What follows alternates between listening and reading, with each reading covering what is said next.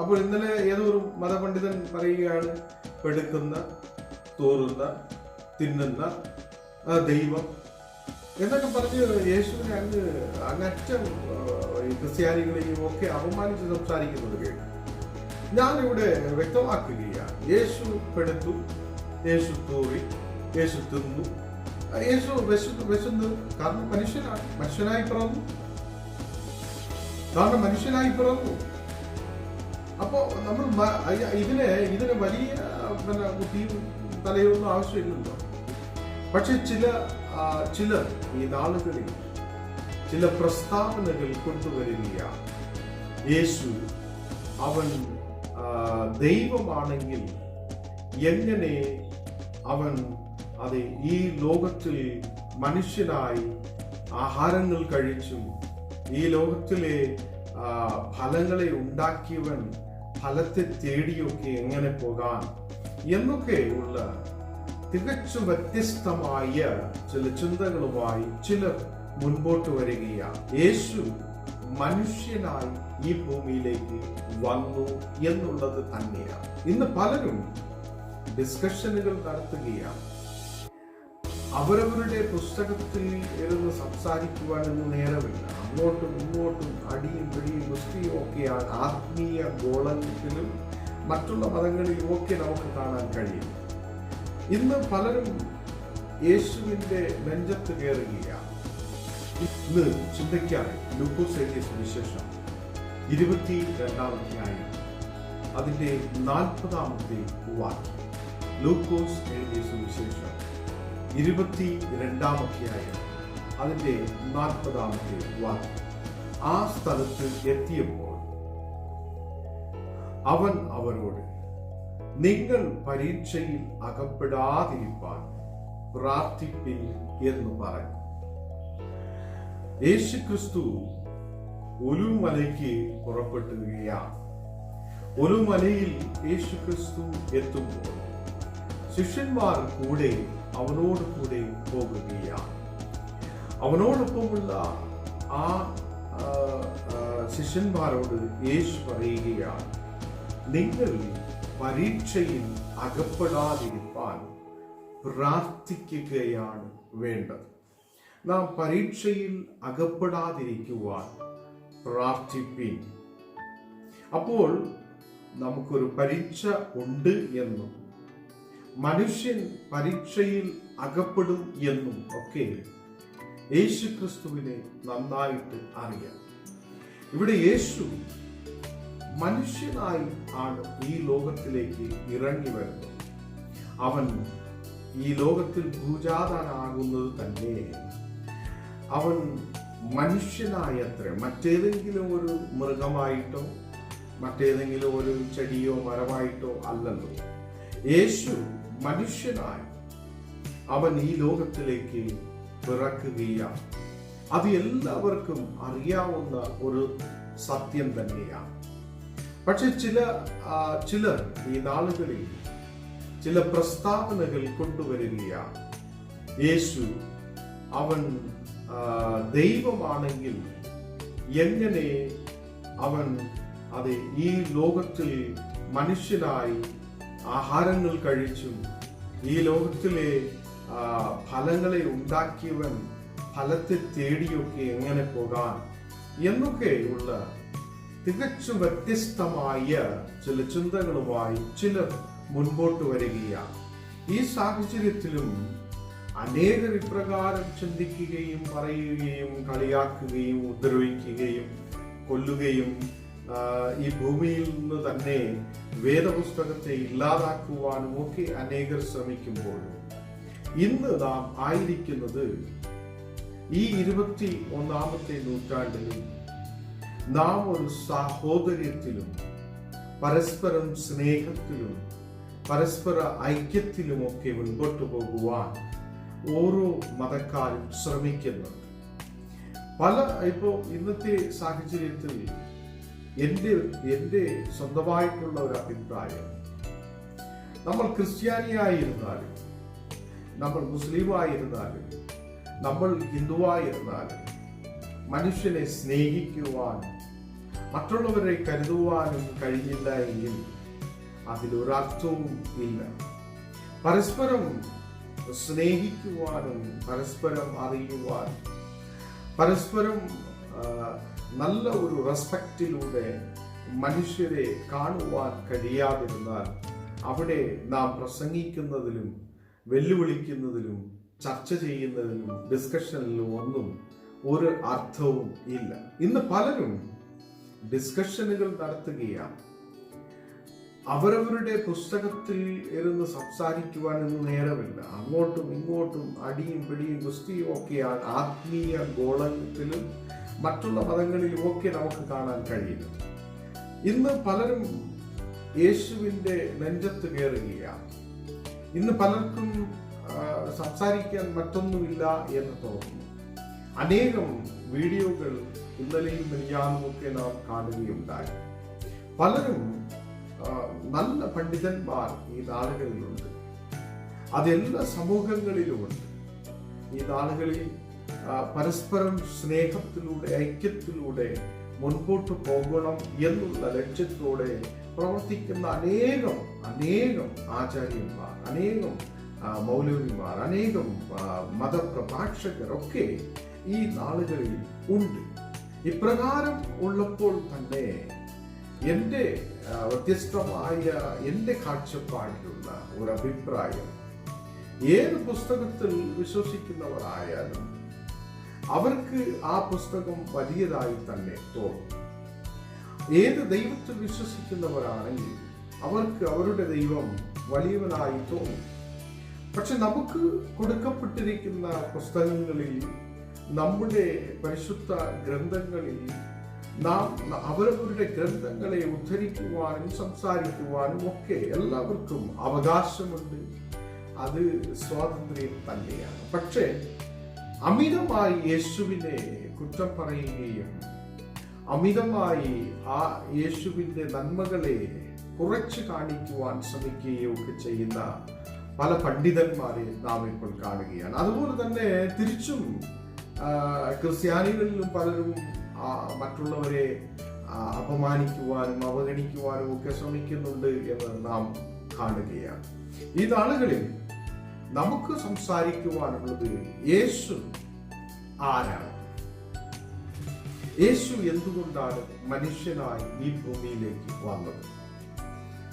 അപ്പോൾ ഈ നാളുകളിൽ നമ്മൾ എല്ലാവരും പറയുന്നത്, ക്രിസ്തീയ പുരോഹിതന്മാരും ക്രിസ്തീയ പാസ്റ്റേഴ്സും പ്രഭാഷകന്മാരും ഒക്കെ സംസാരിക്കുമ്പോൾ യേശു മനുഷ്യനായി ഈ ഭൂമിയിലേക്ക് വന്നു എന്നുള്ളത് തന്നെയാണ്.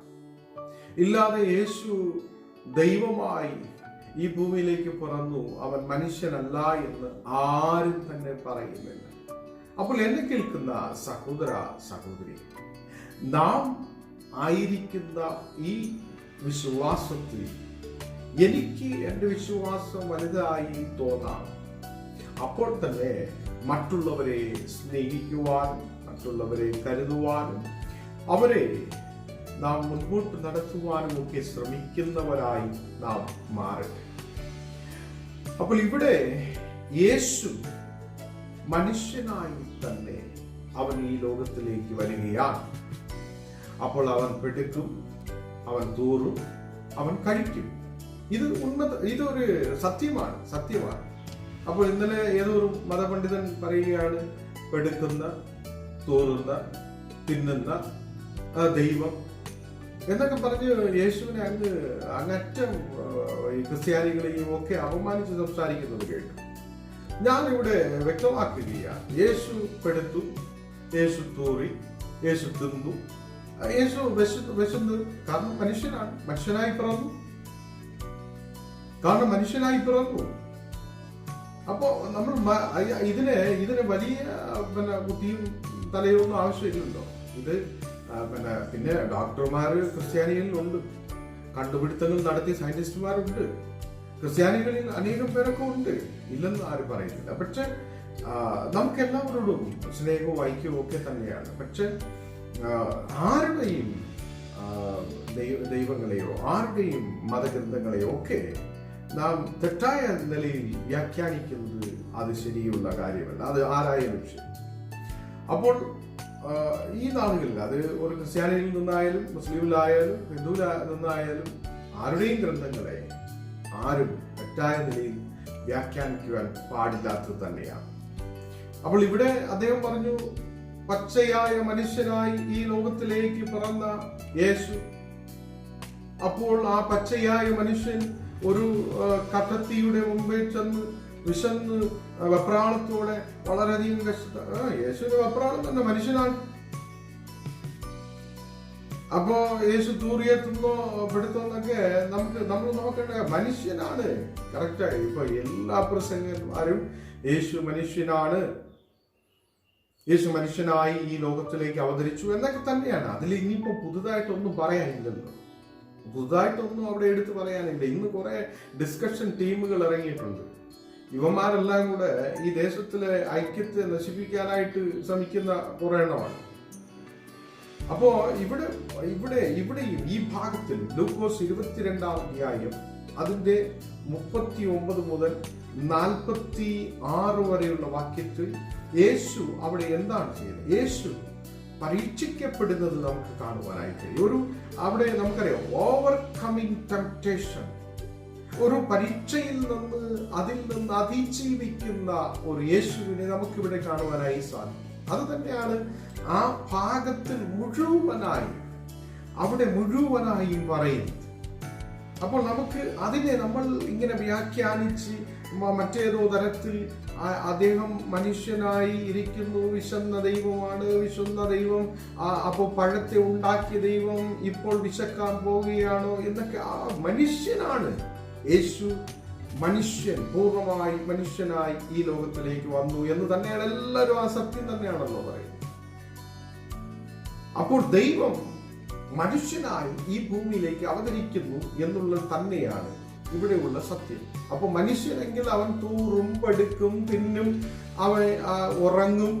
മനുഷ്യനാണെങ്കിൽ ഉറങ്ങും, തിന്നും, തൂറും, എടുക്കും, എല്ലാം ചെയ്യും. ഇനി അവിടുത്തെ അടുത്ത കാര്യം, അപ്പോൾ ദൈവം എവിടെയായിരുന്നു എന്നുള്ള അടുത്തൊരു ക്വസ്റ്റ്യൻ ഉണ്ടല്ലോ. അവിടെ ആ ഭാഗത്തിൽ അവിടെ ദൈവം പൂർണ്ണമായി ദൈവവും ആയിരുന്നു എന്നുള്ളത് നമുക്ക് കാണാനായി കഴിയും. അപ്പോൾ ഇവിടെ മനുഷ്യനായി ഈ ഭൂമിയിലേക്ക് അവതരിക്കുകയാണ്. അവൻ മനുഷ്യരോട് കൂടെ നടന്നവൻ, മനുഷ്യരായി തന്നെ ജീവിച്ച് മനുഷ്യർക്ക് വേണ്ടി അവൻ ഒരു ആട്ടുകുട്ടിയെ പോലെ യാഗമായി മാറുവാനായി ഈ ഭൂമിയിലേക്ക് വരികയാണ്. അപ്പൊ അവിടെ ക്രിസ്ത്യാനികളെല്ലാം അവൻ മനുഷ്യനല്ല, പിറന്നപ്പോഴെന്തോ വേറെ എന്തോ ആയിട്ടാണ് ഇവിടെ വന്നത് എന്ന് പറഞ്ഞെങ്കിൽ നിങ്ങൾ പറയുന്നതിൽ എന്തെങ്കിലുമൊക്കെ അർത്ഥമുണ്ടെന്ന് നമുക്ക് മനസ്സിലാക്കാം. പക്ഷെ ഇവിടെ പരീക്ഷിക്കപ്പെടുന്ന ആ ഒരു യേശു, പരീക്ഷയിൽ നിന്ന് അവൻ വീണ്ടും അതിൽ നിന്ന് അതിജീവിച്ച് പുറത്തേക്ക് വരികയാണ്, അതിജീവിച്ച് വരുന്ന ഒരു. അപ്പോഴും ഇവിടെ ശിഷ്യന്മാരോട് യേശു പറയുകയാണ്, പരീക്ഷ വരും, ആ പരീക്ഷയിൽ നാം അകപ്പെട്ടു പോകാതിരിക്കുവാൻ അവിടെ നാം എന്ത് ചെയ്യണം? നമുക്ക് പ്രാർത്ഥനയിൽ ഉച്ചരിക്കേണ്ടത് ആവശ്യമാണ്. അപ്പോൾ ആ ഭാഗത്തിൽ പ്രാർത്ഥനയെക്കുറിച്ചും പരീക്ഷ വരുന്നതിനെ കുറിച്ചും ഒരു മനുഷ്യന്റെ ജീവിതത്തിൽ പരീക്ഷ ഉണ്ടാകുന്നതിനെ കുറിച്ചും ഒക്കെ വളരെ വ്യക്തമായി അവിടെ സംസാരിക്കുകയാണ്. അവിടെ നമുക്ക് താഴോട്ടുള്ള വാക്യങ്ങൾ വായിക്കുമ്പോൾ 41-ാമത്തെ വാക്യം, താൻ അവരെ വിട്ട് ഒരു കല്ലേറ് ദൂരത്തോളം വാങ്ങിപ്പോയി മുട്ടുകുത്തി. അവിടെ 41-ാമത്തെ വാക്യത്തിൽ യേശു കുറച്ചു ദൂരം മുൻപോട്ട് പോകുകയാണ്. അവിടെ പോയി മുട്ടുകുത്തി അവൻ പ്രാർത്ഥിക്കുവാനായി മുൻപോട്ട് പോകുകയാണ്. അപ്പോൾ യേശു ഒരു പച്ചയായ മനുഷ്യനായി, ഒരു മനുഷ്യനായി തന്നെ ഈ ലോകത്തിൽ നിൽക്കുകയാണ്. അവനറിയാം, ഞാൻ ഈ ലോകത്തിൽ ജനത്തിനു വേണ്ടി അറുക്കപ്പെടുന്ന ഒരു കുഞ്ഞാടിനെ പോലെ ഞാൻ ഇവർക്ക് വേണ്ടി മരിക്കേണ്ടവനാണ് എന്ന് യേശുവിനറിയാം. അപ്പോൾ ഒരു മനുഷ്യന്റെ ശരീരത്തിൽ വേദനയുണ്ടാകും, രക്തം വാർന്നു പോകും, അവന് വിശപ്പുണ്ടാകാം, അവന് ദാഹമുണ്ടാകാം, എല്ലാം ഉണ്ടാകാം. അവിടെ ആ ഒരു ക്രിസ്ത്യാനികളായിരിക്കുന്ന ഓരോരുത്തരും അത് തന്നെയാണ് ചിന്തിക്കുന്നതും അത് തന്നെയാണ് മനസ്സിലാക്കുന്നതും. അതിൽ ഇപ്പൊ ഒരുപാട് പുറത്തു നിന്ന് ഒരുപാട് പേര് ഇത് അങ്ങോട്ട് എടുത്തു വെച്ചിട്ട് അങ്ങ് മത്തായി 21 അധ്യായം അങ്ങ് പ്രസംഗിക്കുകയാണ്. വരി, നമുക്ക് എല്ലാവർക്കും കൂടെ ഒരുമിച്ച് പ്രസംഗിക്കാം, വരി. അപ്പൊ ഇവിടെ പുരോഹിതന്മാരുണ്ട്, ഇവിടെ പാസ്റ്റർമാരുണ്ട്, സഭയിൽ വിശ്വാസികളുണ്ട്, അതിൽ മൂപ്പന്മാരുണ്ട്. അതിൽ ഓരോ സഭയ്ക്കും അതതിന്റെ ചുറ്റുപാടും കാര്യങ്ങളും ഒക്കെ ഉണ്ട്. അവരുടെ വിശ്വാസ സംഹിതകൾ കാര്യങ്ങളൊക്കെ ഉണ്ട്. അപ്പൊ അതിലൊക്കെ നിന്ന് തന്നെയാണ് ക്രിസ്ത്യാനികൾ മുൻപോട്ട് പോകുന്നതും. അപ്പോൾ അതിൽ ഇപ്പോൾ ചിലർ ഇങ്ങനെ പുതുതായിട്ട് വന്ന് അവരങ്ങ് പ്രസംഗിക്കുകയാണ്, അവരെന്തൊക്കെ എടുത്തു വെച്ച് അങ്ങ് പറയുകയാണ്. ഇവിടെ യേശു ടെംപ്റ്റേഷനിൽ നിന്ന് ഓവർകം ചെയ്യുവാനായിട്ട് എന്തൊക്കെയാണ് നമുക്ക് ചെയ്യേണ്ടത് എന്നുള്ളത് തന്നെയാണ്. പക്ഷെ ഇന്ന് നമുക്ക് മനസ്സിലാക്കുവാനായി സാധിക്കുന്നത്, യേശു അല്പം മുമ്പോട്ട് പോകുകയാണ്. അവിടെ പോയി മുട്ടുകുത്തി അവൻ ആ 41-ാമത്തെ വാക്യത്തിൽ മുട്ടുകുത്തി പ്രാർത്ഥിക്കുവാനായി. അപ്പൊ അവിടെ 42-ാമത്തെ വാക്യത്തിൽ, പിതാവേ, നിനക്ക് മനസ്സുണ്ടെങ്കിൽ ഈ പാനപാത്രം എങ്കിൽ നിന്ന് നീക്കണമേ. നിനക്ക് മനസ്സുണ്ടെങ്കിൽ ഈ പാനപാത്രം എങ്കിൽ നിന്ന് നീക്കണമേ.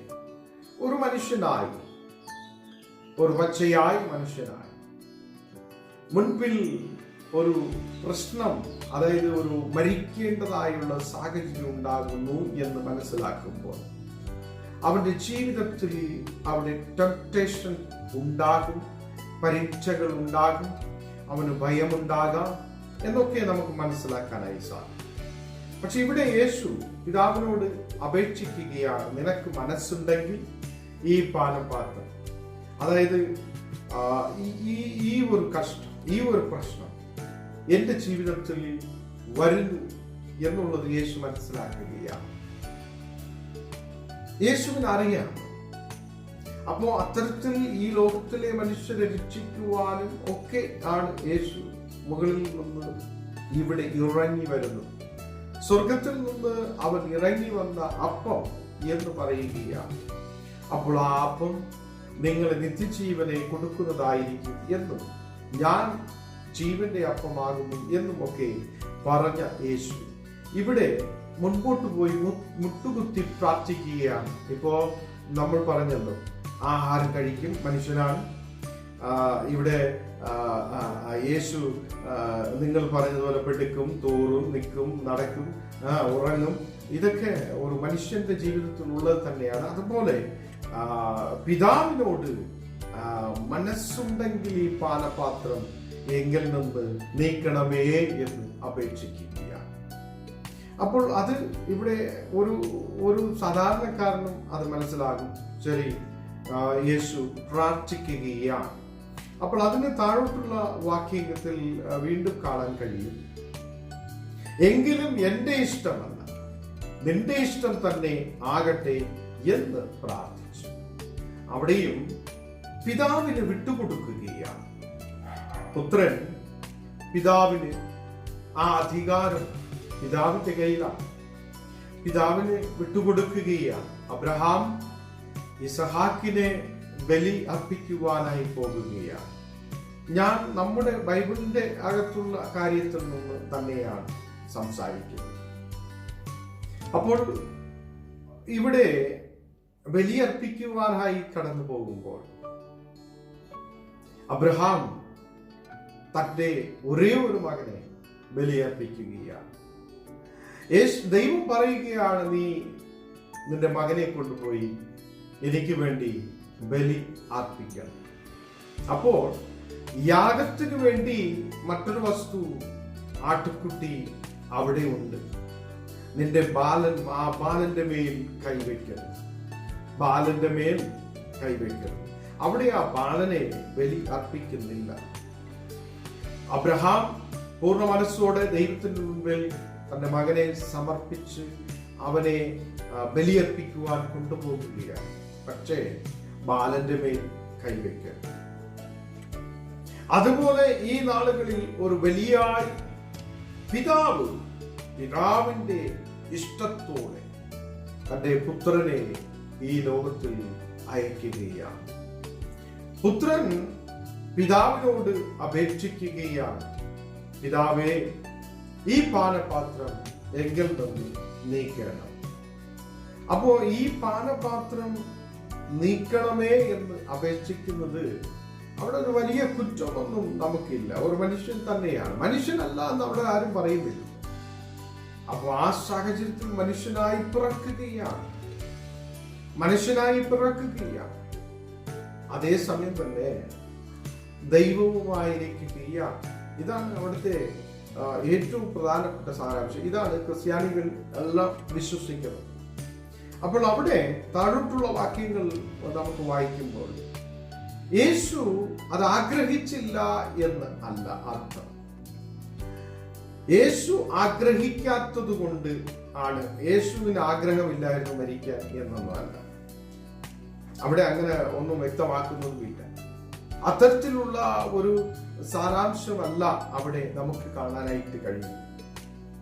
അപ്പൊ ചിലരുടെ ബുദ്ധിയിൽ തോന്നുന്നത് പോലെ അവിടെ യേശുവിന് മനസ്സില്ലായിരുന്നു, യേശു ദൈവമല്ലായിരുന്നു, യേശു അങ്ങനെ ഇല്ലായിരുന്നു, യേശു തൂറിപ്പെടുത്ത് തിന്നു എന്നതൊക്കെ പറഞ്ഞുകൊണ്ടിരുന്നതാണ്. എന്തുവാ കാര്യം? ഇവിടെ ഒരു ക്രിസ്ത്യാനിയും പറയുന്നില്ലല്ലോ. ഇവിടെ യേശു മനുഷ്യനായി തന്നെയാണ് ഈ ലോകത്തിലേക്ക് പറഞ്ഞത്. ഞങ്ങളും അത് തന്നെയാണല്ലോ വിശ്വസിക്കുന്നത്. അപ്പൊ ഇതൊരു പുതിയ ചിന്താഗതിയല്ല.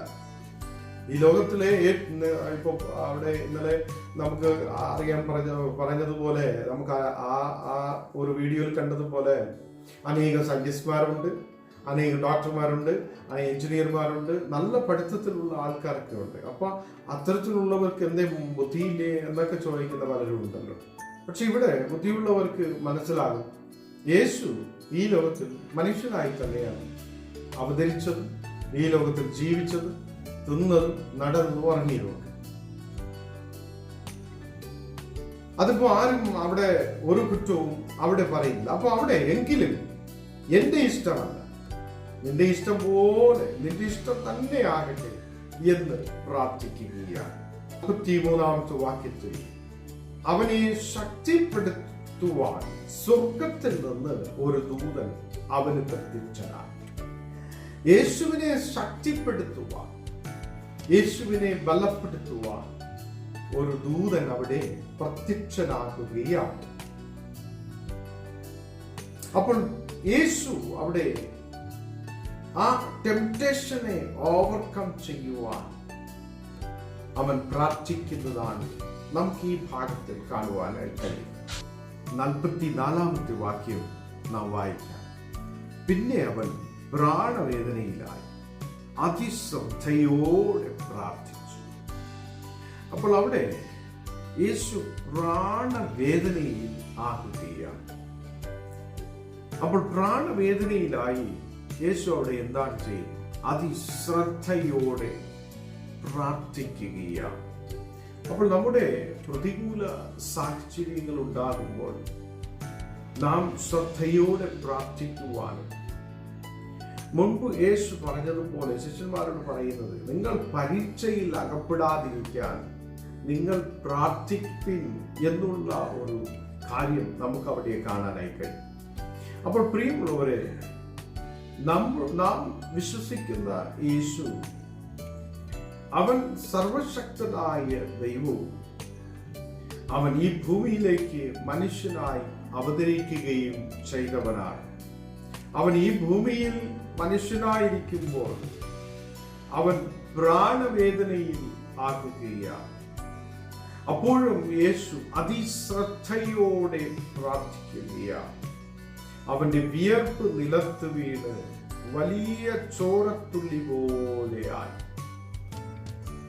ആ സമയങ്ങളിൽ യേശുവിന്റെ വിയർപ്പ് അത് ചോരത്തുള്ളി പോലെ ആകുകയാണ്. അപ്പോൾ നമുക്കറിയാം, യേശു ഈ നാളുകളിൽ ഈ ഭൂമിയിലേക്ക് വരുന്നത് തന്നെ അവൻ മനുഷ്യനു വേണ്ടി തന്റെ ജീവനെ കൊടുക്കണം എന്ന് തന്നെയാണ്. യേശു അനേകം സമയങ്ങളിൽ അത് എടുത്ത് പറയുകയും ചെയ്തു. അപ്പോൾ യേശു ഈ ഭൂമിയിലേക്ക് വന്ന് അവൻ അവന്റെ സ്വന്തം വായ് കൊണ്ട് അത്തരത്തിലുള്ള കാര്യങ്ങൾ പറയാതിരുന്നുവെങ്കിൽ നമുക്ക് ഊഹിക്കാം യേശുവിനെ മരിക്കാനായിട്ട് അല്ലെങ്കിൽ ജനത്തിനു വേണ്ടി ഈ ലോകത്തിലേക്ക് പിതാവ് അയച്ചത് അപ്പോൾ അത് ഇഷ്ടമല്ലായിരുന്നു എന്നൊക്കെ പറയാം. പക്ഷേ ഇവിടെ ഒരു ടെംപ്റ്റേഷൻ ഉണ്ടാക്കുകയാണ്. ജീവിതത്തിൽ അനേകർക്ക് പ്രതികൂലമായ സാഹചര്യങ്ങൾ ഉണ്ടാകും. അനേകർ പ്രശ്നങ്ങൾ വരുമ്പോൾ തളർന്നു പോകാം.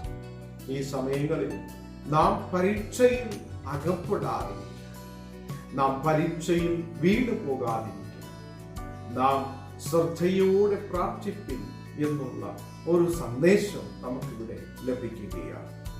അനേകം പേർ ചിലരിങ്ങനെ പിതാവിനോട് എന്താണ് പ്രാർത്ഥിക്കാൻ ഉള്ളത്, അപ്പോൾ അവരല്ലേ ഇത് എന്നൊക്കെ പറഞ്ഞ് കുറെ ചോദ്യങ്ങളൊക്കെ കൊണ്ടുവരാം.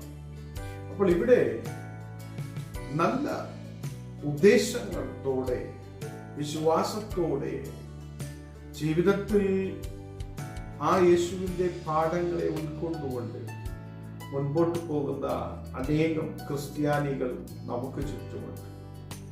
അപ്പോൾ അവരുടെ വിശ്വാസത്തിന് കോട്ടം നിൽക്കുന്ന തരത്തിൽ സംസാരങ്ങൾ വരുമ്പോൾ ആ വേദപുസ്തകത്തിലെ ചില വാക്യങ്ങളെ നാം തെറ്റായ നിലയിൽ ഉദ്ധരിക്കുമ്പോൾ നിങ്ങൾ ആരോടാണ് മത്സരിക്കുന്നതെന്ന് എല്ലാ കൂട്ടരും ചിന്തിക്കാൻ. ഞാൻ ഉദ്ദേശിക്കുന്നത് ക്രിസ്ത്യാനികളിലും ഒപ്പം മറ്റു മതങ്ങളിലും ഒക്കെ ഉള്ളവർ അത് ചിന്തിക്കാൻ. നമുക്ക് മനുഷ്യനെ സ്നേഹിക്കുവാൻ, മനുഷ്യനെ കരുതുവാൻ, മനുഷ്യനോട് നല്ല സ്നേഹത്തോടെ ഐക്യത്തോടെ ആയിരിക്കാൻ നമുക്ക് കഴിയും. ഇവിടെ യേശു ശ്രദ്ധയോടെ പ്രാർത്ഥിക്കുകയാണ്. അവന്റെ വിയർപ്പെല്ലാം അത് ചോരത്തുള്ളി പോലെ ആകുന്നു എന്നാണ് ഇവിടെ വചനം സൂചിപ്പിക്കുന്നത്. 45-ാമത്തെ വാക്യത്തിൽ അവൻ പ്രാർത്ഥന കഴിഞ്ഞ് എഴുന്നേറ്റ് ശിഷ്യന്മാരുടെ അടുക്കൽ വന്നു. അവർ വിഷാദത്താൽ ഉറങ്ങുന്നത് കണ്ട അവരോട് നിങ്ങൾ ഉറങ്ങുന്നത് എന്ന്. അവർക്ക് വിഷാദമായിപ്പോയി. യേശു ഇപ്പോൾ പ്രാർത്ഥന കഴിഞ്ഞ് ശക്തിപ്പെട്ട് ബലപ്പെട്ട് അവൻ മുൻപോട്ട് വരികയാണ്. അപ്പോൾ ശിഷ്യന്മാരെല്ലാം വളരെയധികം വിഷാദത്തോടെ അവർ ഉറങ്ങുകയാണ്. അപ്പോഴാണ് 46-ാമത്തെ വാക്യത്തിൽ പരീക്ഷയിൽ അകപ്പെടാതിരിപ്പാൻ എഴുന്നേറ്റ് പ്രാർത്ഥിപ്പിൻ എന്ന് പറഞ്ഞു. പരീക്ഷയിൽ നാം അകപ്പെടാതിരിപ്പാൻ എഴുന്നേറ്റ് പ്രാർത്ഥിപ്പിൻ. ഈ നാളുകളിൽ നാം എഴുന്നേറ്റ് പ്രാർത്ഥിക്കുന്നവരാണ്. പരീക്ഷകളിൽ അകപ്പെടാതിരിക്കുവാൻ സൂക്ഷിച്ചുകൊണ്ട് മുൻപോട്ട് പോകുന്നവരായിരിക്കാൻ ദൈവം നമുക്ക് കൃപ ചെയ്യട്ടെ. യേശു സർവശക്തനായ ദൈവം, അവൻ നമ്മുടെ ഇടയിൽ മനുഷ്യനായി അവതരിച്ചു.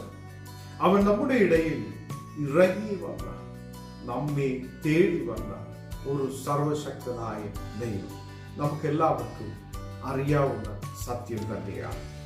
ഇവിടെ ഒന്നുകൂടെ നമ്മെ ഈ ഭാഗത്തിൽ ദൈവത്തിന്റെ വചനം നമ്മെ ഓർമ്മപ്പെടുത്തുന്നത് പരീക്ഷയിൽ അകപ്പെടാതിരിക്കാൻ നാം ഉണർന്നിരുന്ന് പ്രാർത്ഥിക്കും. വിഷാദത്തിലാകേണ്ട, പ്രതികൂലത്തിൽ ആകേണ്ട പ്രശ്നങ്ങൾ നമ്മുടെ ജീവിതത്തിൽ ഉണ്ടാകും. അപ്പോഴും നാം ശക്തിപ്പെട്ട് ബലപ്പെട്ട് മുൻപോട്ട് കടന്നു ചെല്ലാം. ദൈവം നമ്മെ അനുഗ്രഹിക്കട്ടെ. ആമേൻ.